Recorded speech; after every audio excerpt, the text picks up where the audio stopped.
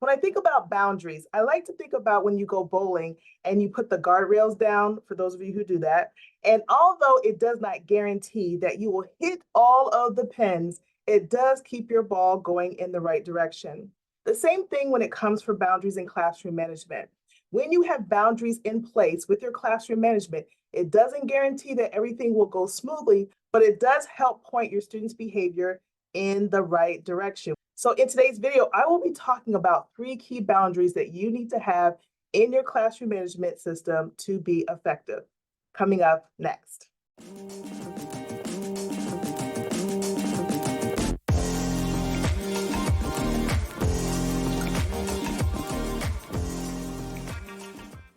Hey, teacher friends, Michelle Holliday here. I'm a behavior strategist, and I help teachers, schools, districts, and organizations with systems and strategies on how to manage their classrooms or their learning environments and their students with less stress and less struggle. In today's video, I am sharing 3 key boundaries that you should have in your classroom management system to help keep those behaviors from getting out of control.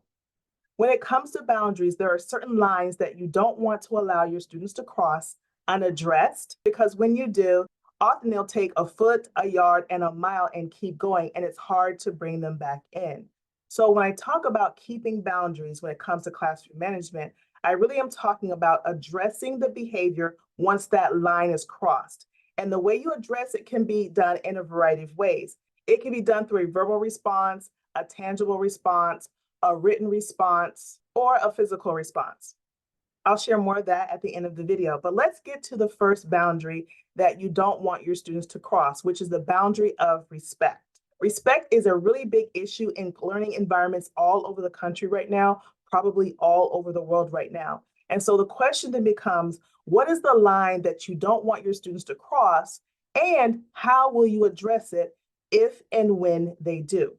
Now, I can't tell you what your respect boundary is. You're going to have to decide that for yourself. But for me in my classrooms in the past, it was about the tone of voice that they use when talking to me, their voice level when they talk to me, and the words that were used when talking to me. In addition, I was very intentional about how I allowed my students to talk to each other. So I did not allow them to continue calling each other names. I definitely did not allow profanity to continue. And I also paid attention to personal space. So when a student began to talk to me in what I considered was a disrespectful way, tone of voice, loudness of voice, or using profanity or calling me out of my name, that definitely was something that was addressed quickly and consistently. When other students address each other, even in middle school and high school, I was not going to allow there to be an environment where they cursed at each other, called each other out of their names, or got in their personal space without invitation. The moment those things happened, I was on it each and every time. The second boundary I have is a boundary of communication. Now, there are boundaries I put upon myself and then boundaries I put upon that I had within my classroom. And one of the boundaries I had on myself is that I would not yell at the students. And the reason I did that is because in my early days of teaching, I did a lot of yelling and I found very little result and a very hoarse throat, in addition to my frustration level getting really, really high. So I made a decision that I would not go beyond a certain voice level unless a student was in danger, so that no matter how loud that student became, my voice level actually went lower.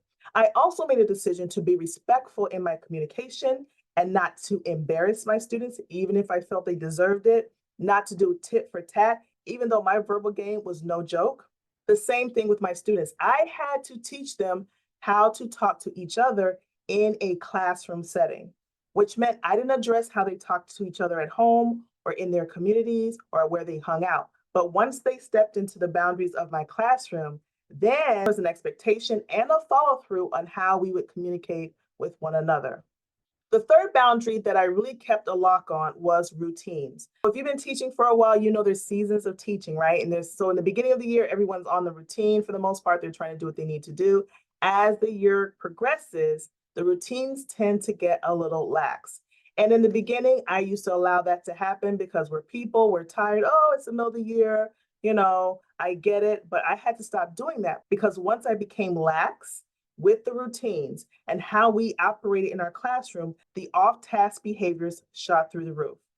So even if we're moving towards spring break, even if we're moving towards winter break, even if we're moving towards the end of the year, I put effort into keeping our routines in check or as close as possible.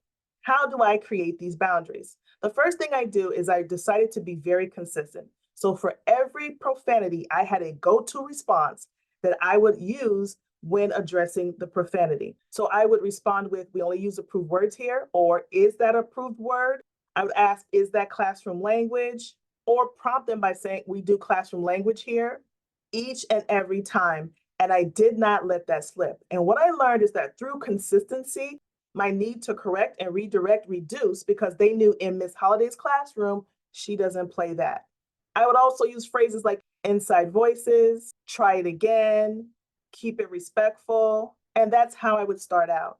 If I found students who were intentionally not following that direction or intentionally not correcting their own behavior, then I would do the next level, which would be my classroom management system, which often included consequences like change of seat, owed time, think sheets, and one-on-one conferences. So whatever you choose to use, the key is being consistent each and every time.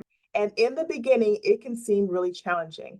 But once I put on this mindset of I have all year to address this behavior, it wasn't as challenging because I knew at some point they would have to change their behavior and shift to what I was expecting them to do through my follow-through. So those are the 3 boundaries that I have used to keep student behaviors in check: respect, communication, and routines. The sweet sauce is the consistency as well as having different levels of interventions or consequences. What boundaries do you try to keep in your classroom? Leave it in the comments below, and I will see you next time.